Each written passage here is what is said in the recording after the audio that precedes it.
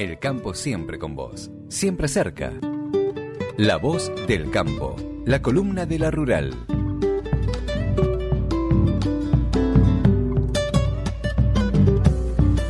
Tres minutos de las 9 de la mañana, por aquí estamos en De Qué se habla y como cada miércoles en este espacio de La Voz del Campo, por eso estamos con Mauro Giorgi por aquí en estudios. Buen día, Mauro, ¿cómo estás? Buenos días, Florencia, Lorena, Haroldo, a todos los oyentes de Radio Actualidad. Hoy vamos a hablar con un productor rural de Trenquelauquen. Él fue expresidente del Ateneo Rural de Trenquelauquen y fue expresidente de la Sociedad Rural de Trenquelauquen. Y bueno, actualmente es prosecretario de Carvap, es la entidad que nuclea a las asociaciones rurales de la provincia de Buenos Aires y de La Pampa. Se llama Ignacio Kowarski, es un productor joven, 37 años, tercera generación de productores lecheros.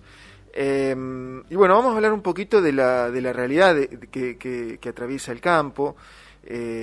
Recientemente hubo una asamblea en Melville de autoconvocados en donde se piden que se tomen medidas hacia las políticas que está implementando el gobierno.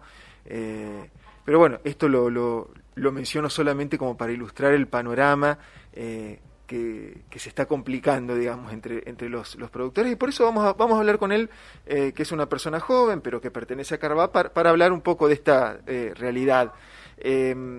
Primero te saludo, Ignacio, muchísimas gracias por hablar con nosotros. Buenos días. Buen día, ¿qué tal? ¿Cómo les va? Un gusto. Los escucho un poquito bajo. Bueno, vamos a ver si podemos mejorar ahí un poquito el tema del audio. Ignacio, acá en General Villegas hace una mañana muy fría, y también está un poco frío el tema, un poco en el freezer, el tema de la ganadería, digamos. Por eso te llamamos para hablar de este tema puntual, para ver cómo está la situación ganadera y qué piensan desde Carvap acerca de lo que está sucediendo. Sí, la verdad que está buena la analogía que haces, porque pasa un poco eso, ¿no? El negocio ganadero, el negocio que una vez uno piensa proyectar y que necesita justo la ganadería, proyectar mínimo a 5 años, la verdad que hoy una ganadería que tenía aspiraciones a crecer y a lograr de una vez por todas estabilizar sus rodeos, como fue antes del cierre de las exportaciones allá por 2006, viene a suceder esto de estas tomas de decisiones apresuradas y inconsultas y sin conocimiento, y la verdad que se congeló el negocio ganadero y se desplomó. Todo lo que nosotros estábamos viendo de hace un par de años de que los filos empezaban de vuelta a producir bien, de que la vaca valía, de que se estaba invirtiendo, de que los remates ganaderos estaban funcionando, la verdad que hoy hay un desconcierto total. La vaca no tiene precio, no se sabe lo que vale porque no hay compradores, un negocio que se pinchó, los fieldos no volvieron a llenar sus corrales, entonces la verdad que está buena la analogía y es una buena foto de lo que pasó, con algo que podría haber sido el comienzo de una estabilidad ganadera y de una inversión que en el campo se traduce en más trabajo, en hacer alambres, en hacer molinos, en hacer bebidas, en profesionales veterinarios, en hacerle la comida a las vacas y a las recrías, en un montón de cosas. Hoy, por esta toma de decisión tan abrupta y que ya vimos cuáles fueron los resultados anteriormente, que fueron nefastos, bueno, hoy pasa lo que pasa, que de vuelta es buena la ilustración que hiciste. Ignacio, comentanos bien, más o menos con algunos números, o bueno, con lo que vos manejes, ¿cuál ha sido el impacto real de esta medida del cierre de las exportaciones de carne desde que se tomó hasta ahora, mediados de agosto? Y a ver, la vaca que nosotros en el campo, ya por distintas cuestiones, ya no puede producir más, y una de las más comunes es porque ya terminó su vida útil, digamos, porque no tiene dientes, por ejemplo. La vaca había llegado a valer 120 pesos, 130 pesos en el mercado. Hoy en día vale 70, o sea, 80 pesos, o sea, se hizo pedazos, y eso fue de una semana a la otra.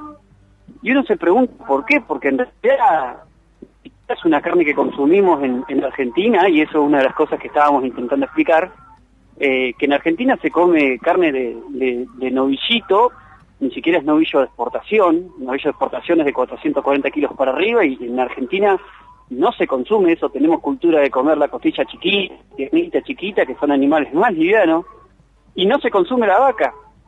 Y la vaca la consumen en mercados especiales, porque son carnes mucho más magras, no tienen grasa, y son carnes mucho más firmes. Todo lo contrario que comemos nosotros. Ujú. Ellos lo que hace, por ejemplo, China, que es un gran exportador, como tienen cocciones muy largas, que tienen que ver para comer con las manos, y hervir y demás, buscan carnes que no tengan grasas y que sean más firmes para que se deshilachen, y después es una cuestión cultural.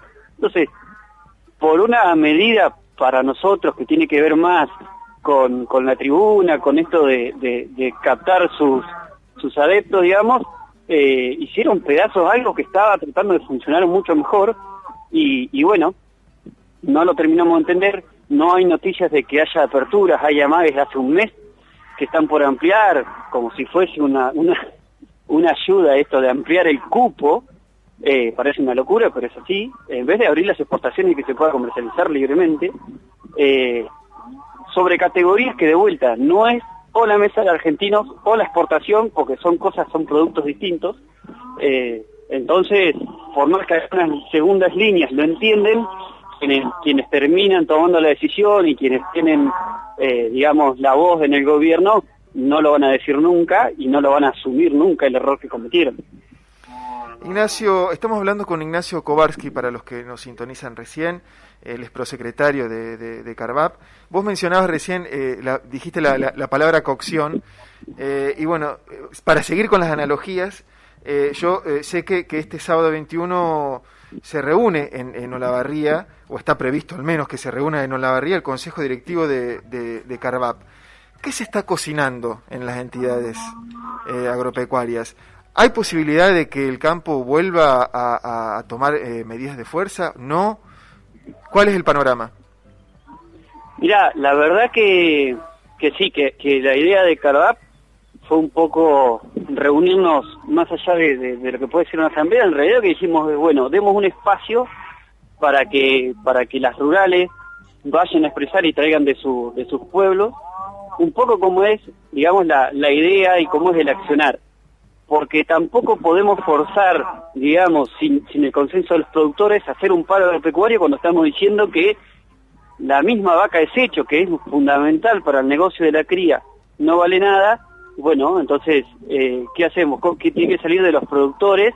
Y no de pocos, digamos, tiene que ser de muchos productores que salgan las medidas a tomar. Entonces, en realidad, lo primero que se quiere hacer es tener el tema sobre el tapete, lograr este tipo de entrevistas que, gracias a Dios, ustedes nos están dando la oportunidad, y poder seguir debatiendo desde los datos, desde los conocimientos, desde la historia de lo que pasó no hace tanto, el error de estas medidas, y que de una vez por todas abran las exportaciones de la carne.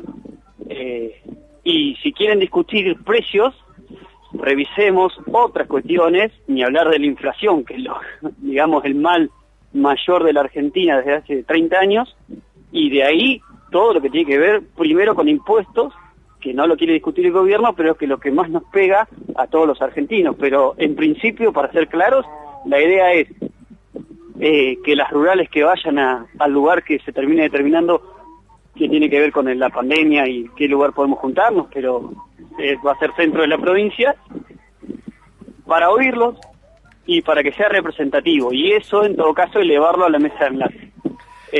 Nosotros no podemos, si nos juntamos 100, 150 personas individuales, tomar la decisión por todos los productores. Entonces esto institucionalmente, que es como trabaja, digamos, las entidades donde participamos, necesitamos que los productores vengan, se acerquen, traigan las rurales la mayor cantidad de ideas de sus productores, y así lograr reales consensos de muchos productores, porque son los que finalmente van a afectar o apoyar una medida. Esto de unos pocos, de unos 100, 150 que hacías referencia recién, estás haciendo mención exclusivamente a los autoconvocados de Belleville, que se congregaron pidiendo a la mesa de enlace que tome medidas de fuerza, ¿verdad? Para ustedes no es representativo. Para nosotros no es representativo en el sentido de que no se construye desde ese lugar de hacer como un petitorio acompañado de una crítica y de un lugar que no es digamos el de acercar. Nosotros estamos siempre abiertos a que se acerque cualquier productor, sea autoconvocado, sea quien sea, pero se logra a través de institucionalidad y de consensos, porque uno no puede tomar una medida si después no va a tener el acompañamiento de los productores. Entonces, cuanto más seamos las personas, digamos, que nos involucramos y que opinamos y demás, mejor va a ser. Entonces, en realidad, está bueno lo que pasó en Belville, pero hay que traerlo a estos lugares, digamos, donde así están con más representatividad, por ahí no las cantidades, pero sí la representatividad, y evaluarlo ahí, seguir las vías institucionales, porque de vuelta hay que conseguir consensos, y capaz que hay que conseguir consensos de consignatarios, y capaz que hay que conseguir consensos de empleados de los frigoríficos que están siendo despedidos o suspendidos, porque no nos olvidemos que atrás de todo esto está la mano de obra de muchachos que trabajan en los frigoríficos y que hoy en día están siendo suspendidos porque no hay exportaciones. Entonces hay un montón de cosas que se pueden hacer, pero tiene que haber un acompañamiento. Yo creo que el trabajo de los autoconvocados es espectacular en la medida en que sea de construcción dentro del ámbito agropecuario. Así que adelante ellos, pero nosotros seguimos siempre la vía institucional, que a veces pareciera que es menos sanguínea, pero en realidad tiene que ver con esto de construir y no mucho más. Pero no quiero de ninguna manera desmerecer, digamos, las reuniones y el trabajo de autoconvocados, que es respetable en todo lugar porque son productores y porque tienen ganas de hacer, y siempre que haya gente que tiene ganas de hacer está bueno. Muy bien, Ignacio, te voy a hacer la última pregunta porque, bueno, sé que estás ocupado. Ahí están las vaquitas que escuchamos atrás tuyo que te están esperando. Sé que Carvap se reunió, vos no estuviste en esa reunión, pero sé que las autoridades de Carvap se reunieron con el gobernador Kicillof. ¿Qué se habló en esa reunión? Imagino que deben haber hablado sobre este tema de la exportación de carne. ¿Qué conclusiones se sacaron después del encuentro? Sí, yo no pude ir por trabajo justo, pero la reunión fue por 2 horas. Se dejó el tema exportación de la carne para lo último porque era un tema que probablemente no nos íbamos a poner de acuerdo, y así fue. Por más que el gobernador dice entender la postura, ahí él lo que habla es de una medida que es nacional y que debe ser la nación quien lo maneje y acomode, y que no va a ser él el que le ponga los puntos, digamos. Pero después hablaron un montón de temas que siguen siendo agenda, un plan de venerias que lanzó la provincia que para nosotros hay que mejorarlo, el plan de caminos que está funcionando en algunos municipios que hay que ampliar, el saneamiento del río Salado, que es una obra que arrancó en el gobierno anterior y que está bueno que este gobierno lo continúe y ojalá lo termine. Hay varios temas, todo lo que tiene que ver con cuidados del suelo, muchos temas que son de agenda, de trabajo, y no son tanto de gremial pura, digamos, la acción gremial pura dura, que es esto del cierre de exportaciones. Pero por supuesto que se le dedicó un buen tiempo al cierre de exportaciones porque es un ejemplo claro que nos digan un plan ganadero nacional o un plan de combatir las venerias en toros para aumentar los rodeos cuando del otro lado están cerrando las exportaciones.